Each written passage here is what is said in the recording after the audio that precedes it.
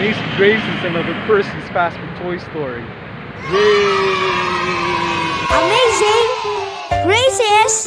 Another Percy's Fast Food Toy Story. Yay! Amazing Graces! Another Percy's Fast Food Toy Story. Yay!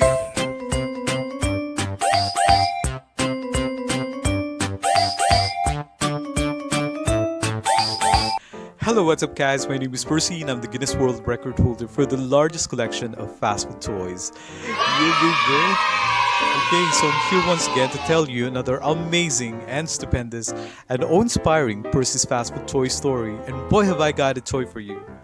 So our toy for today is none other than dun dun dun dun dun dun dun dun dun.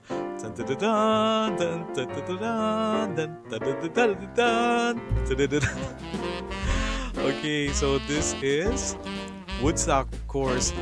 You know, Woodstock was actually released by Charles Schulz way back in April 4, 1967. Yeah, I think yeah, a yellow bird seems to have laid the nest on top of Snoopy's stomach. Well, you know, Snoopy is often lying on top of his doghouse, that red doghouse, and for some unexplainable reasons, without any scientific evidences, how in the world was he able to actually lie there on top of what's that, the pointed roof of the doghouse? And then he can actually do all sorts of stuff. He could write his novel there on top of that doghouse. Yeah, and that's the beauty about comic strips. Sometimes what may seem impossible here in reality can actually be, you know, a possibility in the comic world. So they were left there. So basically it is Snoopy who actually took care of this group of yellow birds. But come winter, all the other birds flew to where it's a little bit hot, to avoid the winter months in the United States. Yeah, usually birds would migrate. You know, some of these migrating birds will come to the Philippines by January and February. You would see all sorts of birds which are not endemic to our country, and I surmise that these are migratory birds from different countries, as far as the United States, perhaps. Now, the reason why Woodstock did not leave Snoopy, maybe it's because he has grown fond of Snoopy. He looked at him like a mother or a father. Now, aside from that, he's also a poor flyer because Woodstock is basically left-handed, which is somewhat similar to me. I myself am a little bit left-handed, well, slightly left-handed, because you know, when I draw my comics, when I draw some of those illustrations, I use my left hand. Yeah, so in a way I'm left-handed, but when I'm writing letters, when I'm writing essays, it is the right hand that sort of works. I cannot write letters using my left hand, and I cannot draw using my right hand. So each of these hands are basically talented in their own right. They have a specific talent, they have a specific role.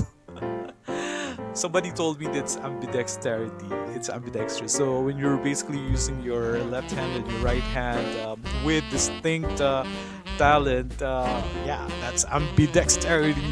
Okay, now going back to Woodstock, he's also left-handed, which made it very difficult for him to actually fly. And since he decided to not leave the domain or the domicile, the house of Snoopy, they became inseparable since then.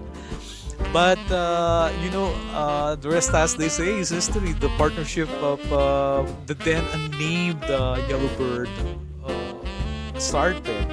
It was only during the 1970s that Woodstock got its name. So basically, Charles Schulz got it from the rock festival Woodstock. So that was the inspiration. Okay, that's a no-brainer. So he got the name for Woodstock from that famous rock festival called Woodstock. And since then, he became all sorts of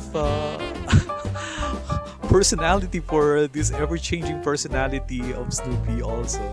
When Snoopy is the flying high ace, he is Woodstock would become his mechanic. He's also a Beagle Scout. He's also seen as a surgeon. He's also seen as a doctor. What else? A secretary, a caddy. You know, when Snoopy is basically playing golf. This is a hilarious tandem, and I guess this is one of those friendship that lasting friendship and true friendships that are somewhat comparable to that of Sesame Street's Bert and Ernie. Yeah, it's nice to your Yogi Bear and Boo Boo, or Heckle and Jekyll, just to name a few. Can we say Tom and Jerry? Yeah, it's I don't know. It's a mouse and cat chasing. Well, anyway, the friendship of Snoopy has become some sort of an inspiration, some sort of a measuring rod to all the different friendships that we have in this world, because theirs is it is unconditional. It is it goes beyond race, it goes beyond color, it goes beyond size. Yeah, so they basically broke down all the rules in friendship, and that's what's so amazing about the friendship of Woodstock and Snoopy. Okay, now this was given away in 2005 with the release of the movie of Peanuts. Yeah, this is pretty awesome. They look like CG. Yeah, they're basically computer generated images, which is very far different from the way they were traditionally drawn by Dr. Seuss. So it's a wonderful take on the Peanuts, modernizing them, making them more palatable to the younger generations of today. And it's so nice that they were able to actually depict all these beloved characters of Charles Schulz in the movie. Okay, so the toy is basically based on the movie, so it becomes very easy for the toy makers to come up with three-dimensional toys of the Peanuts character because of that movie. So it made it sort of easier. And then, as you can see, there are some textures here which we didn't really see when they were still cartoons. Basically the hair of Woodstock is just like chicken scratches up there on top of him. But what remained is this wonderful smile and the eyes that are distinctly, it's like a squiggly thing. It's not perfect pen markings, but that's basically what made the Peanuts gang and the characters very endearing. Is it because that Charles Schulz has a little unstable hand?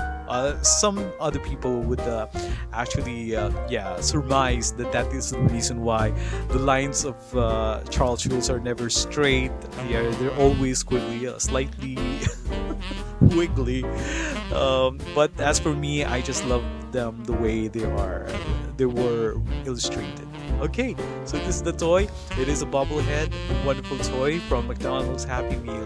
So you can basically put it in the car hub, and then every time you're driving, you see Woodstock there,